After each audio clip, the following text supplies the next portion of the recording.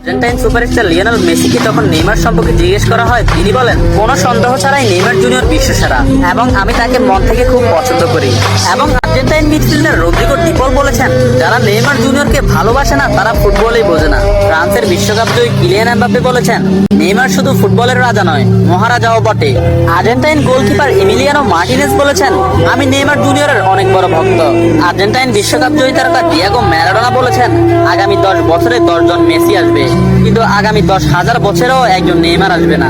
Poland ও Barcelona striker Robert Lewandowski বলেছেন, নেইমারের মতো ফুটবলার জন্ম নিতে হলে আপনাকে 100 বছর অপেক্ষা করতে হবে। তাছাড়া ইংল্যান্ডের প্রিন্স ডেভিড বেকহাম বলেছেন, আজ পর্যন্ত এমন কোন ফুটবলার আমি দেখিনি যার ভেতর নেইমারের মতো ফুটবল আইকিউ আছে, এবং ফুটবলের ক্ষেত্রে কেউই নেইমারের লেভেলের নয়, সে দুর্দান্ত। এবং আর্জেন্টাইন বিশ্বকাপ জয়ী তারকা অ্যানহেল ডি মারিয়া বলেছেন, নেইমারের সাথে যে কোনো প্লেয়ারের তুলনা করা অপরাধ। ফ্রান্সের বিশ্বকাপ জয়ী তারকা কারিম বেনজেমা বলেছেন, যারা নেইমারকে নিয়ে সমালোচনা করেন তারা ফুটবল বোঝেন না। ম্যানচেস্টার সিটির কোচ পেপ গার্দিওলা বলেছেন, আমার ক্যারিয়ারে নেইমার মানেই সবকিছু। আমি মাঝে মধ্যে নেইমারের খেলা দেখে আমার দলের উপর সেটা বিস্তার করি। এবং স্পেনের বিশ্বকাপ জয়ী তারকা জেরার্ড পিকে বলেছেন, নেইমার ইতিহাসের সেরা খেলোয়াড়।